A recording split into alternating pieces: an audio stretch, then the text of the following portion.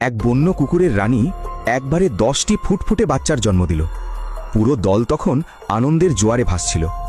গুহার বাইরে সবাই মিলে নতুন অতিথিদের স্বাগত জানালো, কারণ এই ছানাগুলোই ছিল তাদের দলের ভবিষ্যতের আশা। তবে একসঙ্গে এতগুলো বাচ্চাকে খাইয়ে দাইয়ে বড় করা মোটেও চারটিখানি কথা ছিল না, তাই দলের প্রতিটি সদস্য মিলে শিকারের দায়িত্ব ভাগ করে নিল। দিন কয়েক পর পুচকি ছানাগুলো যখন প্রথমবার গুহার বাইরে পা রাখল, তাদের আনন্দের আর সীমা রইল না। চারপাশের সব কিছু দেখে তারা দারুণ উত্তেজিত আর কৌতূহলী হয়ে উঠল। সেই সময় রানী গুহার ভেতরেই থাকত, ছানাগুলোর কড়া পাহারায়।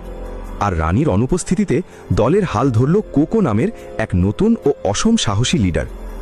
সে পুরো দলটিকে নিয়ে খাবারের সন্ধানে রওনা দিল।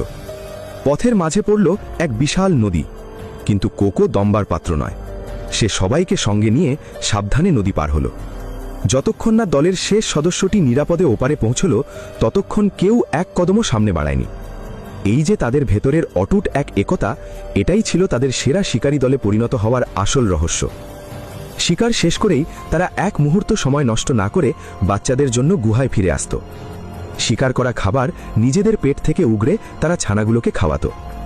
পরম তৃপ্তিতে পেট ভরে খেয়ে বাচ্চারা মহানন্দে লাফঝাপ করত, আর এতে রানীর মাথার বোঝাও কিছুটা হালকা হতো।